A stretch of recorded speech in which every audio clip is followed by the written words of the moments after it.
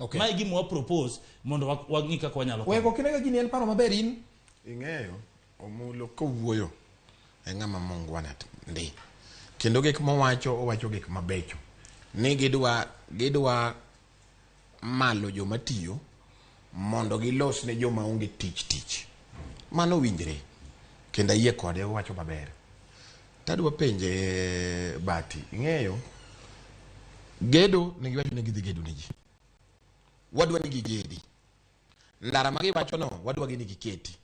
Plumbers magi mention go wadwa ni giyud tich. Mason gi architects gi joge te wadwa ni giti wayie. Shida en niya, how do we do it? Bati sani ikao japuonj ma odak Mbita. Otiyo school moro wawacho ni kata Nyamanga primary, kata Nyamuga, kata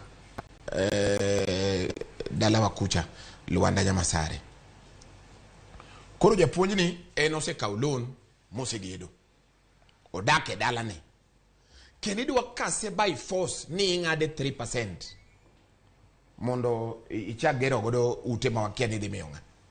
Ute gi biwange ni kose gergi. Okibiyudo Otieno. Okibiyudo Onyango. Anyango dhi winjo kaka gweno winja ora. Okibiyudo Yowo. Kata sani no kar tich ki apply joma yudo tich. Nyaka iwach ni yamne. Chamge. Order. En adier. Mago gik Facebook Weke. Bati. Mago gik Facebook. An okil kamaloka. Weke mago gik Facebook. Kang'isi gimoro okni awuoka kamoro kanyo ni koda biro ng'isi story. Mano gir Facebook. Sani ang'e joma ose apply tich nyaka nyiso sirikal ni donji moseyudo tich. Weke mano gir Facebook.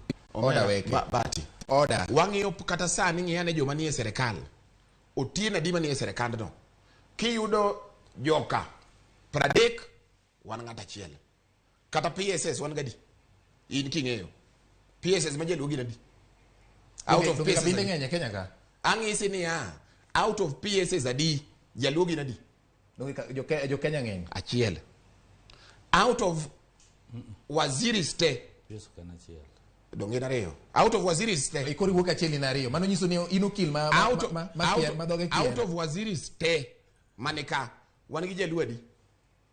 Achiel. Koro wenyisa story ma ni koro udwa gero akia ni ute udwa timo.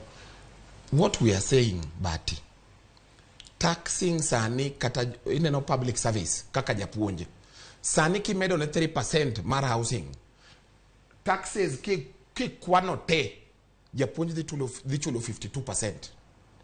Ki an 30,000 around 16,000 day government idongi 14. Mano koro wagero jowa koso wainyoge. Housing plan is a very good plan, but make it voluntary. Ng'ama dware odonje. Ng'ama onge dalagi okete. Ng'ama onge ot okete e plan ni. That makes a lot of sense. An kadi penja an Brian Weke. Ase penji. Kadi penja ni joge, how do we go about this thing? It's very simple. Number one, make housing cheaper. How do you make it?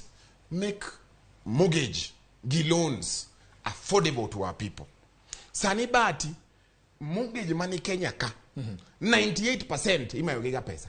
Imayogiga utegi. 98, only 2%. Emati huga gino. Nikech otumara 5 million, ki go a mortgage, odibeto around 15 million. Mano emagik mainyowa. Housing plan ni to korach, oberndi.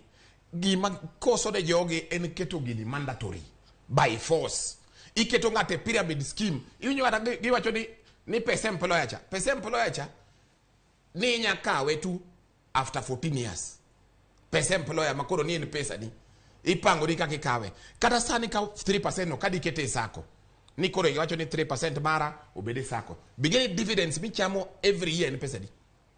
Koro unue udwa mayo hidi ngami tiyo ka idwa mai 3% by force to odno be okibi yude ni koro after gidene 7 years inyagole to oge kwan the real interest madwa ni pesa no oan kadi donje sako pesa no do wan ni pesa mang'eny kadi keto gino e puodho sani minyeo 50,000 in another 7 years idhi use around 500,000. Will they give you that kind of interest? Magi ukora gi kipindi gi pyramid scheme ma pok idwari neno. Wang'e jogi gi pyramid schemes magigi. Ma ilongo ni ngamwaya. Ma gik gold kamina mi uso ni gik maunge. Bati. Ing'eyo nyaka wakonjo piny kata ka wapingo. Ing'eni wapinge progressively.